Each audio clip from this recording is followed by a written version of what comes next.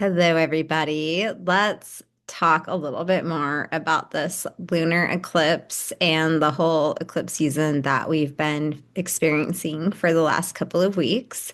And now we are on the tail end of this experience, but it will be going out with a bang because we have Mercury retrograding and we have Mars here with Rahu. And so we can look right at this square right here represents Aquarius. And we've got plenty of planets very close together, all in the same house. And so Mercury is going to move back over all of these planets and come into contact with them all again. So we're going to really be reworking and revisiting a lot of things. And this eclipse energy is going to make that very karmic for everybody. And so that is why when people are talking about how this eclipse is going to be a really big shift of energy. Well, eclipses are always a big shift of energy. One of the reasons this one's such a big shift of energy is because we're moving from the people to the government. And we've seen how the government and how the people in power have been exploiting other people for a very long time now, and it keeps seemingly like the rich are getting richer and poor are getting poorer. And so you're seeing this like huge polarization in this area of our lives between the house of Aquarius and the house of Leo. So the house of Aquarius, house of the people, and the House of Leo is like the government or the kingdoms. And so that is like a big shift happening in that area is kind of dramatic when it's been so polarized for a long time. Sweet dog. And so that is partially why people are like, this is going to change the world forever because we're talking about government and the people. And so, yeah, it probably is going to create big shifts in the government. And you're going to also be feeling a lot of that energy of Mercury revisiting all of these planets. And so, this is going to be a theme that continues. So, do not this isn't going anywhere. And we know it's not going anywhere because it's happening during eclipse. There's so many planets involved in this eclipse, and Mercury is retrograding over all of them. And so, yeah, this is going to continue to be dramatic. And then over here, we have the moon with Ketu. And Ketu is where we're like disgusted. And so we can see like we're disgusted with the government. And the moon represents our mind. So the difference between a solar eclipse and a lunar eclipse is with a solar eclipse, we're working more with sun energy and like our purpose and what we're here to do. But with a lunar eclipse, we're working more with like our subconscious energy and our mind. And oftentimes, our mind can be a little bit disrupted.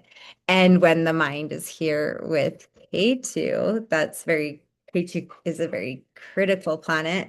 And it's said that K2 like sucks up the illusion or is like it's where we're confused because we are actually just like disgusted with it. We don't want to look at it, but it's where we suck up the illusion. And so with the moon here and K2, we can feel like things are kind of harsh or like we're being kind of critical of ourselves and our emotions. And so that is not usually a very good feeling. And that's why lunar eclipses, when they're with K2, can feel a little bit harsher.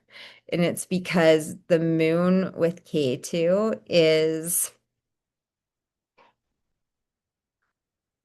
disturbed. It's the best way to put it. The moon with K2 is disturbed. And we have all of these planets in Rahu that are like fighting against um, this disruption, this polarity. And so the moon is feeling kind of isolated out here with K2 and being aspected by all of these planets. And so, yeah, the moon represents your mind. We feel that in ourselves as well. And sometimes we wonder, like, why am I feeling a little bit off today or a little bit weird today? And it could be when, the moon is crossing through Ketu. If you just start to follow the moon's path, you might start to notice when the moon's in different houses of your chart that changes your emotions. And so the moon is related to our emotions as well with the phases of the moon. And so following the moon is very complex, just like we know following a woman's emotions is very complex. And even just following human emotion is very complex, and the human mind is very complex. And that's why when we look at the moon in Vedic astrology, we look at it from so many different aspects. We look at it from its nakshatra, and the nakshatra is said to be like the 27 wives of the moon or the 27 mansions that the moon moves through on its route around Earth. And the nakshatras are different than the constellations because they're tied to specific stars.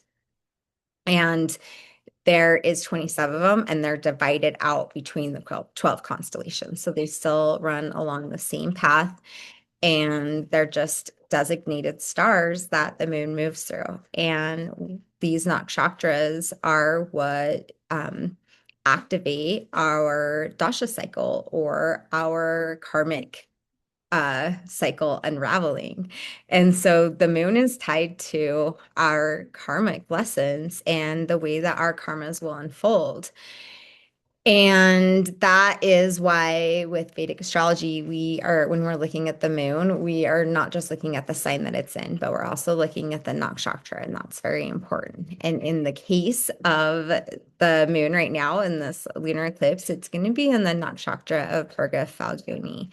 And this is kind of where we experience a lot of the worldly pleasures. But there's a kind of like a myth or a story to it that our eyes get poked out so that we can actually see what's truly important. And so it's kind of like the idea that sometimes we don't realize what is actually important until it's taken away from us.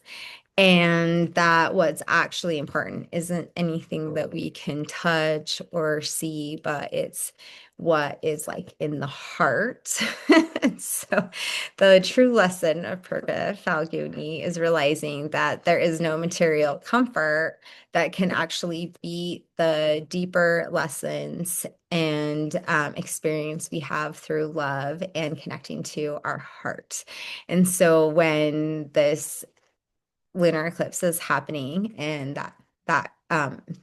that feeling is with K2, we're being a little bit critical of what's in our heart and what like the deeper purpose is, or we're being critical of like maybe it's more of a superficial feeling because for Purga Falguni can be kind of superficial, like it's kind of like our pleasures in the world.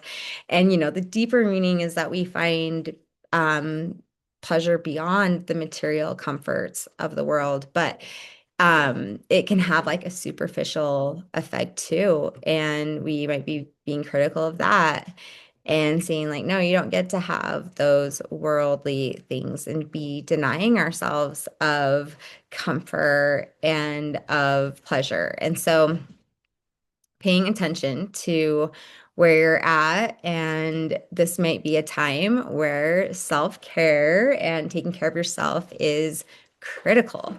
And in order for your mind to not feel disturbed, be around people because this is a full moon. This is when we want to be with other people. And if we are already disturbed, then let's share our time with others and let's get out of the house and not let our mind just like run on autopilot and repeat. And so my recommendation for this lunar eclipse is to definitely always spend time meditating, but get out of your house, go do something because energy is going to feel very disturbed, and it's probably been very amplified with Mars joining all this energy and then Mercury going retrograde, and we're right in the middle of an eclipse season, and we've already been seeing a lot of unrest in the world. And so um it might keep going. That's what eclipse energy can do. And when we have all this planetary action involved, aspecting the moon here, we're going to feel that.